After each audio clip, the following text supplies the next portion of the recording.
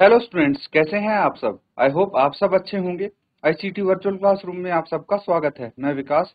बच्चों, class 11th का maths हम कर रहे हैं। चैप्टर है आपका सीक्वेंस एंड सीरीज। तो बच्चों, यहाँ पे हमने क्या क्या सीखा है, चलिए थोड़ा डिस्कस कर लेते हैं। देखिए, हमने देखा सीक्वेंस क्या होती है, यानी अनुक्रम। सीरीज कैसे लिखते हैं, क्या फर्क होता है। भाई, जो आपकी सीक्वेंस होती है उसको प्लस करके लिखते जाते हैं, दैट विल बिकम सीरीज। तो ये चीज हमने डिस्कस की थी। उसके बाद अर्थमेटिक प्रोग्रेशन डिस्कस की थी हम, है ना। अर्थमेटिक प्रोग्रेशन क्या हुई, जो पिछली क्लास में आपने सीखा था, है ना, क्लास 10th में। तो वो बेसिक कॉन्सेप्ट सारे यूज हो रहे हैं और कुछ नहीं, वो थोड़ा रिवाइज हो जाए इसलिए हमने उसकी बेसिक चीजें सीखी थी एपी की। एपी यानी अर्थमेटिक प्रोग्रेशन, ठीक है। तो समांतर श्रेणी इसको हम बोलते हैं। जो इसमें टर्म्स होती हैं, ये बच्चों फिर से मैं इसलिए बता रहा हूं, फिर से ध्यान देना। फर्स्ट टर्म क्या होती है, लास्ट टर्म क्या होती है ना, और सार्वधातुक इसका होता था। बहुत सारी चीजें हमने डिस्कस की थी, कैसे इसको लिखते थे। सार्वधातुक कॉमन डिफरेंस, हर एक टर्म में सेम डिफरेंस होगा, उसको सार्वधातुक बोलते हैं। तो ये चीजें हमने सीख ली हैं। अब देखिए, हम डिटेल में डिस्कस करने वाले हैं आपका अगला टॉपिक, जिसको बोलते हैं जीपी। ठीक है, जैसे एपी है वैसे ही जीपी है। थोड़ा सा डिफरेंस है, इसीलिए जीपी को सीखने के लिए एपी का आपको समझ होनी जरूरी है। तो इसको हम बोलेंगे ज्योमेट्रिक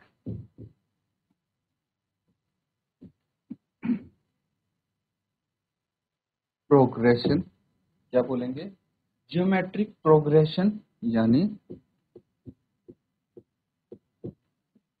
गुणोत्तर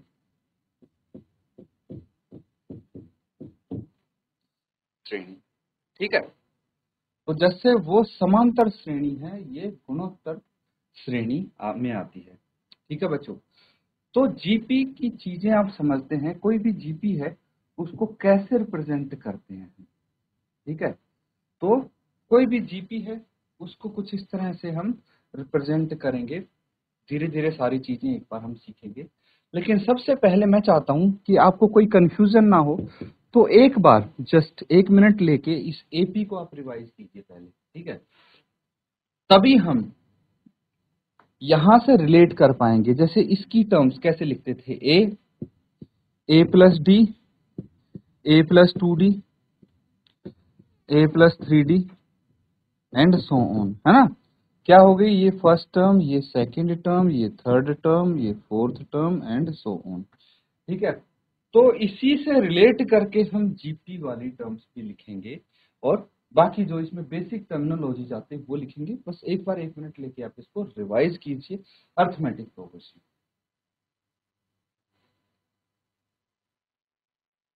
तो बच्चों, रिवाइज कर लिया, रिकैप कर लिया सबने। अब डिटेल में डिस्कस कर लेते हैं, ठीक है, जीपी को। Will start with an example.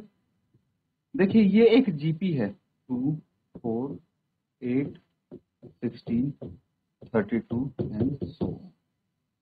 तो ये एपी से अलग कैसे हुई।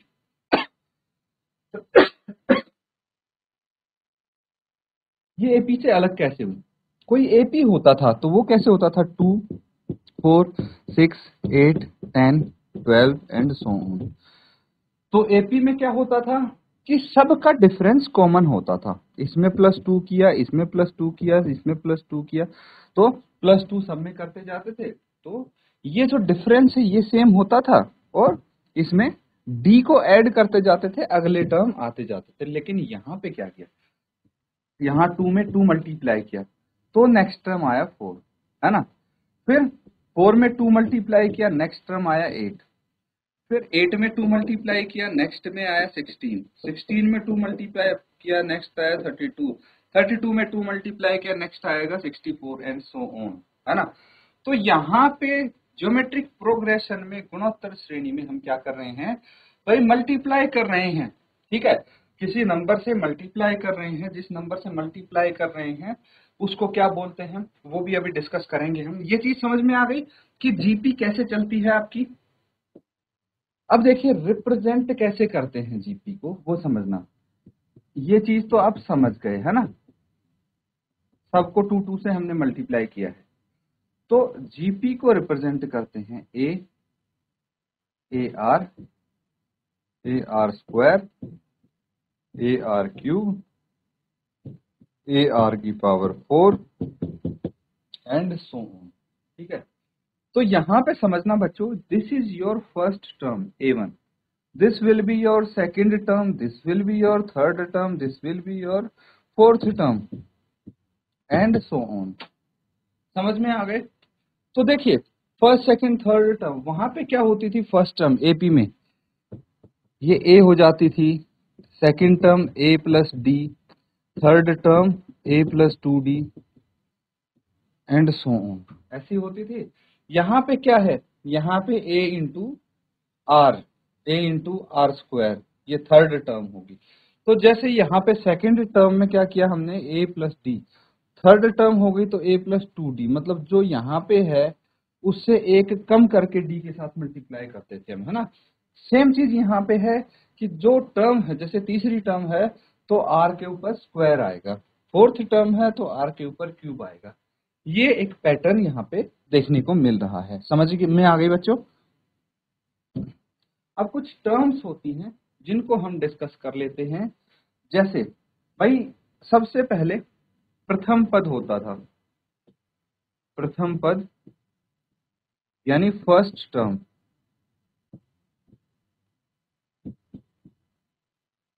एपी में फर्स्ट टर्म कैसे रिप्रेजेंट करते थे हम, ए से, यहां भी सेम चीज करेंगे। लास्ट टर्म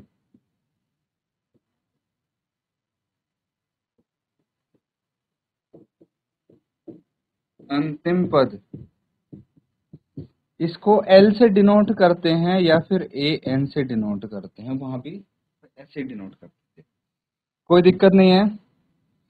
अब वहां पे था आपके पास सार्वंतर, है ना, और यहां पे है सार्वनुपात।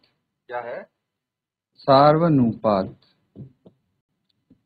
यानी इसको बोलेंगे कॉमन रेशियो।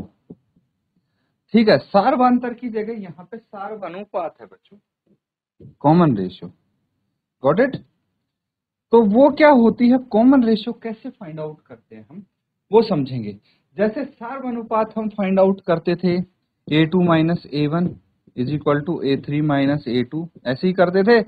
वैसे ही यहाँ पे अगर कॉमन रेशियो की बात आती है तो we'll find A2 by A1 is equal to A3 by A2 is equal to A4 by A3 and so on. ठीक है, ये सब इक्वल होंगे और ये हो जाएगा आपका कॉमन रेशियो। इसको किससे हम डिनोट करते हैं, आर से डिनोट करेंगे। वहां भाई सार्वंतर को डी से डिनोट करते थे, ये कॉमन रेशियो आपकी आर से डिनोट हो जाएगी। समझ में आ गया? अब देखिए यहां पे नंबर ऑफ टर्म्स,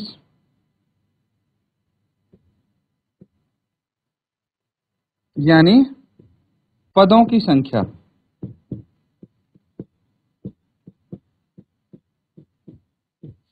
क्या बोलेंगे इसको, नंबर ऑफ टर्म्स, पदों की संख्या। वहां भी n होती थी और यहां भी n है बच्चों। ठीक है, तो इसको आप एक बार नोट डाउन कर लीजिए। ये कुछ टर्म्स हैं जो आपके काफी काम आने वाली हैं यहाँ पे, और इन्हीं से मिलके फॉर्मूले बनेंगे। तो इनको ध्यानपूर्वक समझना है, नोट डाउन करना है। किसी बच्चे को कुछ डाउट लग रहा है पूछ सकते हैं आप।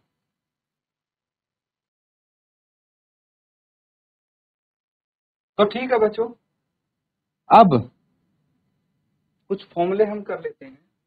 अगर आपसे पूछा जाए nवां पद यानी nth टर्म, ठीक है, तो क्या होगा nवां पद, ए एन से डिनोट कर दें इसको, एन की जो भी वैल्यू होगी वो एनवां पद हो जाएगा। तो जैसे वहां पे ए एन कैसे निकालते थे एपी में, A plus N minus one into D, ये फॉर्मूला था। यहां पे क्या हो जाएगा, यहां पे हो जाएगा ए इंटू आर, ठीक है, की पावर एन माइनस वन, बस सिंपल। चलिए अब अगर आपसे बोला जाए कि एन पदों का योग निकालिए, ठीक है, यानी सम ऑफ एन टर्म्स, तो कैसे डिनोट करते हैं हम, एस एन से। वहां पे क्या करते थे, S N is equal to N by two into two A plus N minus one into D, यही था। यहां पे क्या होगा, देखिए यहां पे हो जाएगा A into one minus R की power N upon one minus R, ठीक है, या फिर ए इंटू आर की power N minus one by R minus one, ठीक है, इनमें से कोई भी फॉर्मूला हो। तो ये सूत्र हैं सम ऑफ एन टर्म्स के लिए और एनवां पद निकालने के लिए। अब यही चीज आपकी जीपी में यूज होने वाली है, नोट डाउन कर लेंगे, किसी को कुछ डाउट है पूछ सकते हैं, अदरवाइज हम कुछ क्वेश्चन सब कर लेंगे।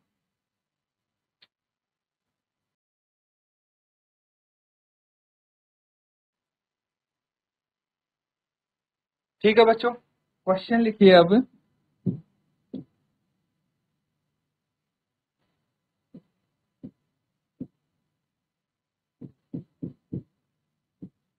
Find the 10th and nth terms of the GP 5, 25, 125 and so। ठीक है, तो आपसे पूछा गया है कि भाई एक जीपी है 5, 25, 125 एंड सो ऑन, तो इसका nवां पद और 10वां पद दोनों आपको बताने, नोट डाउन करेंगे और सॉल्व करने की कोशिश करेंगे इसको।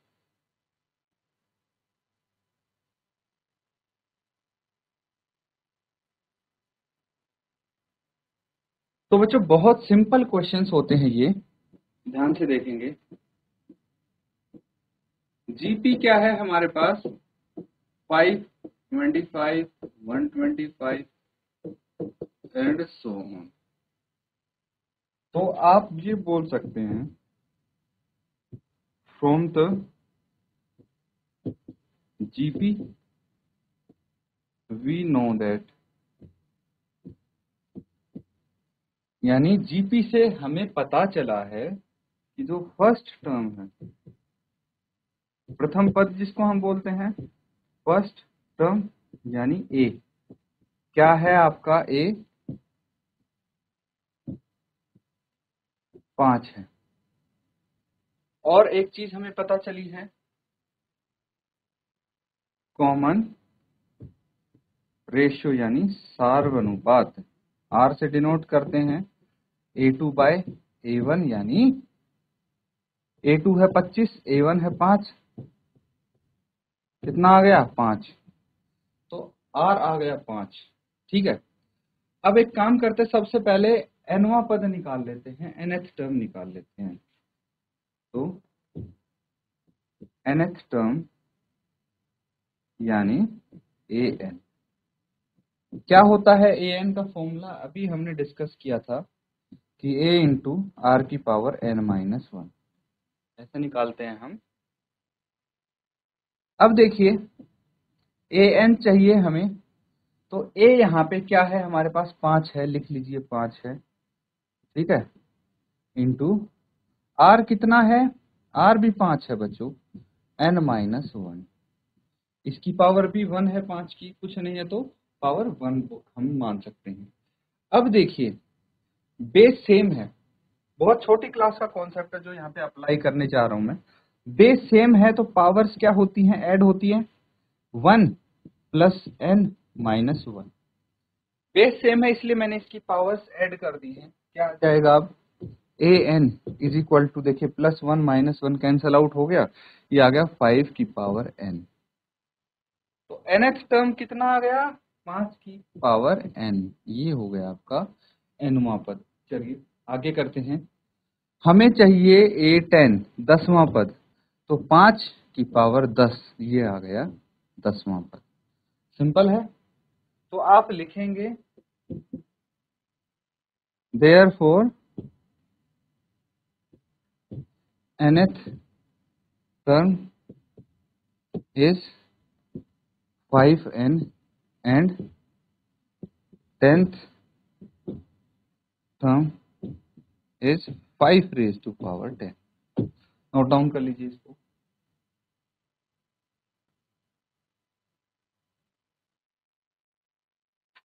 ठीक है बच्चों, समझ में आ गया। चलिए अगला सवाल देखिए। अब ये है क्वेश्चन,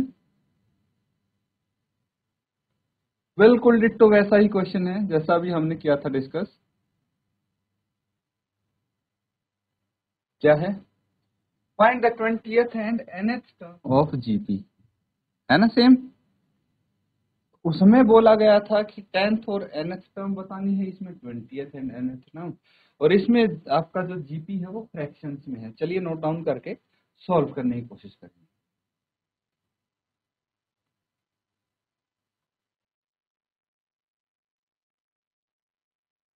ठीक है बच्चों, इसको कर लेते हैं डिस्कस।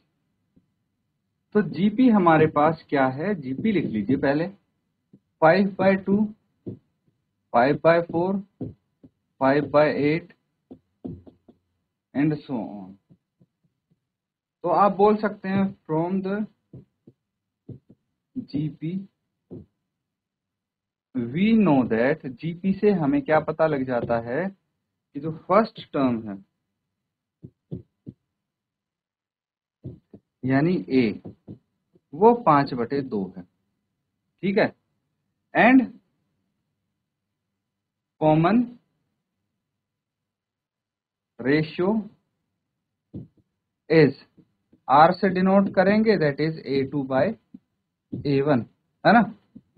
A2 कितना है, 5/4, और A1 कितना है, 5/2।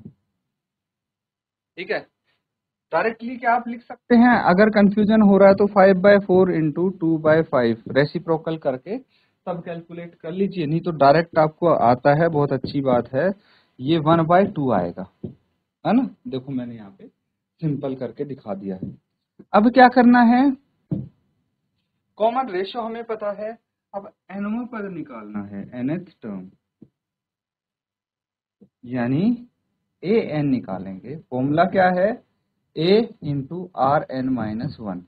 ठीक है, तो a की वैल्यू क्या है यहाँ पे, 5/2 लिख लीजिए। r कितना है, 1/2, और r की पावर क्या है, n-1। कोई दिक्कत तो नहीं है यहाँ तक। चलिए आगे करते हैं। अब an हमें चाहिए। ठीक है, तो एक चीज समझिए, डिनोमिनेटर में हमारा बेस सेम है ना। न्यूमरेटर में क्या है, 5 बटे डिनोमिनेटर में 2, इसकी पावर 1, इसकी भी पावर 1,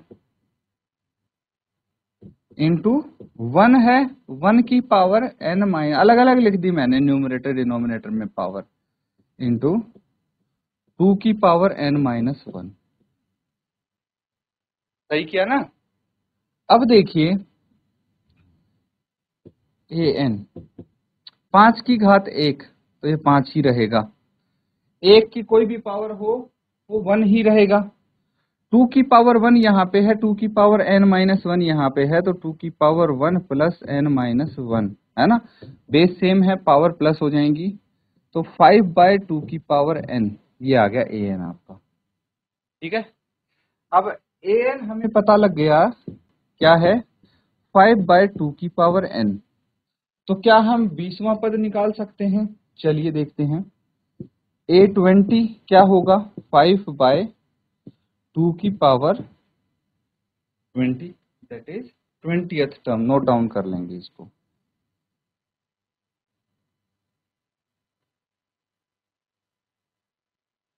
तो ये आ गए बच्चों।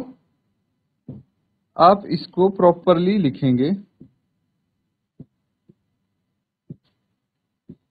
an is equal to 5/2n, ठीक है, and A20 is equal to 5/2 की पावर 20, ठीक है। Therefore nth term is 5/2n and 20th term is 5/2 की पावर 20। तो इस तरह से बच्चों ये क्वेश्चन हम कर सकते हैं जीपी वाले। इनको अच्छे से रिवाइज करें और आप देखना रिलेट कर पा रहे हैं या नहीं एपी से। मतलब कुछ कुछ चीजें आपकी जो टर्म्स हैं वो पैरेलली चल रही हैं, तो बहुत ज्यादा दिक्कत नहीं होगी आपको। तो इसको अच्छे से रिवाइज करें। इसी के साथ आज का सेशन यहाँ पे एंड करते हैं। Thank you and have a nice day.